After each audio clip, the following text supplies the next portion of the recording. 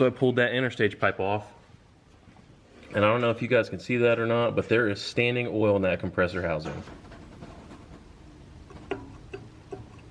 What is up, guys, and welcome back to the channel. In today's video, we're going to be working on a 2015 Chevrolet Silverado with the LML Duramax. The truck came in with a cracked piston, and have a lot of the parts that we're going to be using to reassemble this truck laid out here. A lot of these parts are available on truckmasterdiesel.com. We're teamed up with Truckmaster and currently loading products daily on the website, truckmasterdiesel.com. So if you guys need anything for your pickup truck, be sure to check it out. Some of the major components I would like to talk about and really go into detail on, I have laid out here.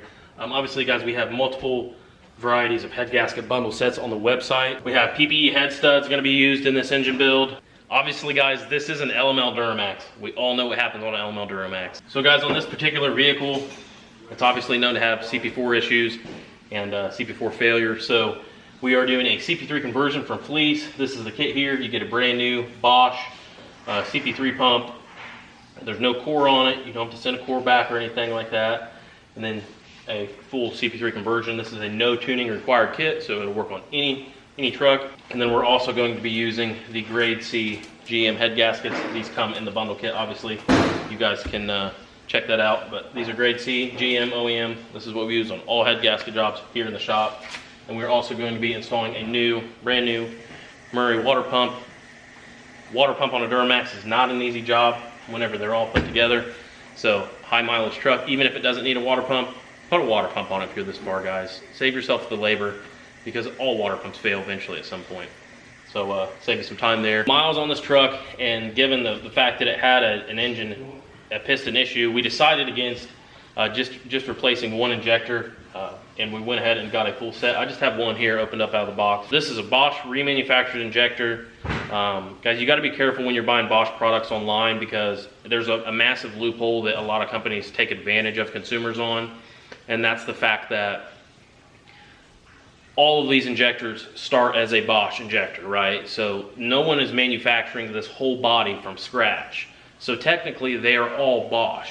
But getting one that's truly been remanufactured from Bosch or buying brand new from Bosch can be difficult, but I can assure you guys, we are teamed up directly with a major Bosch distributor, and we can get you guys genuine quality Bosch products with a warranty shipped directly to your door. We have head gasket bundle kits, PPE head studs, fleece CP3 conversions, water pump, turbochargers. This one's a Ryan's Diesel Service Pro stock drop-in. We have genuine Bosch injectors, not some Chinese no-name stuff, guys. This is genuine Bosch. We're set up direct with Bosch. Be sure you guys head over to the website and check out a lot of these products.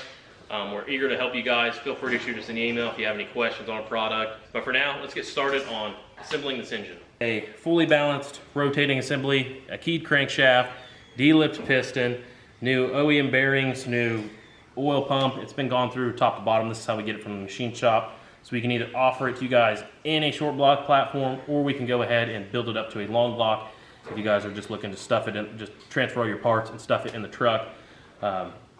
So that is not a product that we currently have available, but we are talking about it. I want to hear some feedback in the comments below. What do you guys think?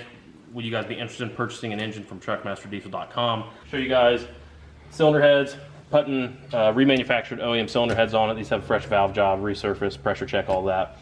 These are done here at a local machine shop. Bundle kits that we have on the website are going to come with the PPE cast iron cylinder head. We're also considering adding a remanufactured cylinder head option onto the website, just to get you guys into a lower price point if you're not necessarily looking to spend the money on the PPE heads. We're going to be using the grade C head gaskets. These come in our bundle kit. These are grade C GM gaskets. We're going to be using the PPE head studs.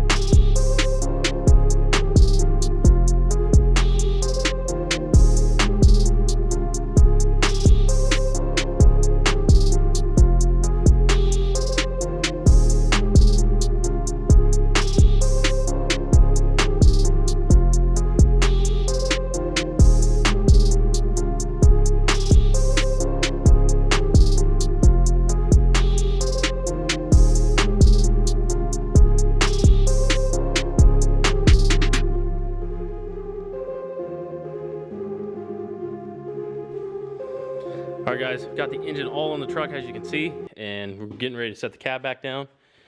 Air dog showed up yesterday, so I just got it stuck on. I didn't have a lot of time to talk about it in the beginning of the video, but I want to show it to you guys now. So we have a 100 5G pump here.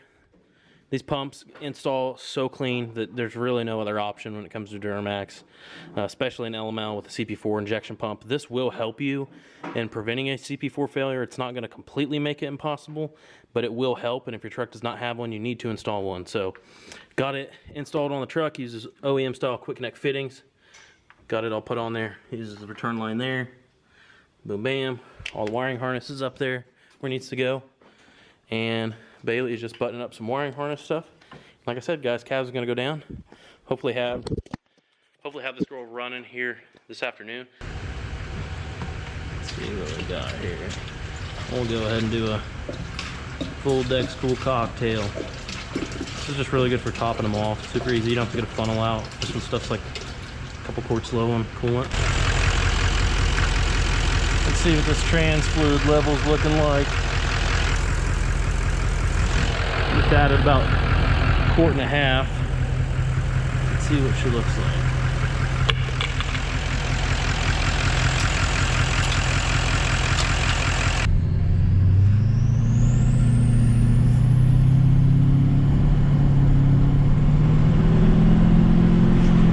There we go. I know, I want one of these turbos in my truck.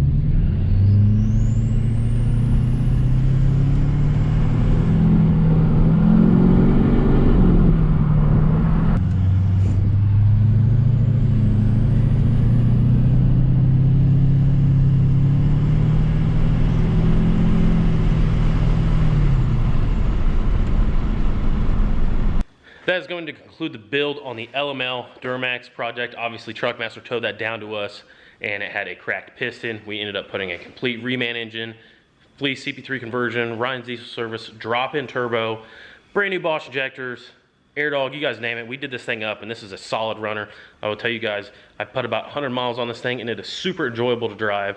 Power is perfect. It sounds so good, and it is so smooth. So that is going to wrap up this build. Customer is picking it up today. Wish we had some more time to do some videos and stuff with it, but he has been without this truck for quite some time now, and we are ready to get it back to him, and he is ready to get it back. So that's going to wrap it up on here. I don't know where the video is going to go from here, but just showing you guys this project is going home. What is up, guys, and welcome back to the channel. Today's video, we're going to be working on Truckmaster's dumpster Cummins, P-pump 24 valve, compound turbo, second gen Dodge that he did a full frame off restoration on, and has painted it multiple times. This thing is just like the true definition of dumpster, but that's the reason why he brought it to us, because we're going to try to undumpster it the best we can. So I want to bring you guys up to speed on what we're doing. When Josh dropped us off, we went out and did a burnout in it. Probably didn't help the issue that we have going on right now, but this thing is, like I said, it's got a compound turbo system on it, and we're going to get into the details on that, on what's wrong with that and what we're going to do to fix it. And then we have the injection pump pulled off of it, and there's a ton of wiring over here that we need to clean up. But yeah, we have the injection pump off of it. So ever since this truck has been dropped off, we have constantly dealt with it. It runs rough, it doesn't idle well, it constantly has a haze of smoke. Just not right. Something's not right with it. It made decent power, but not what it should have been. So started with, I went ahead and determined that we pulled the injection pump off of it here. This has been on so many different trucks. It's been tweaked with so many times that we're going to go ahead and send it to a diesel injection shop, and they're going to just flow it basically, and then re-pin time the pump, so that way whenever we put it back on, we know exactly what our timing is. Because to be completely honest with you guys, we've never really known. We've always just pin timed it and then advanced the timing till it runs good. But we don't really know what that is. We don't know if this thing's been apart before. So that is going to be the first step. We don't know what delivery valves are in it. And we're just going to send it to the injection pump shop, have them check it out, and we will stick it back on the truck. And then we'll have good peace of mind knowing that we have a good injection pump on the truck. Now we also noticed, like I said, that the truck was smoking. Not really the power that it should have been making. It just sounded weird, and came out here, Bailey was pulling the injection pump off of it, and I pulled this interstage pipe off, and I saw oil on the front of this turbo housing here. So I pulled that interstage pipe off, and I don't know if you guys can see that or not, but there is standing oil in that compressor housing, which is not good at all. Standing oil. And then if we come around here to the front side and look at this housing,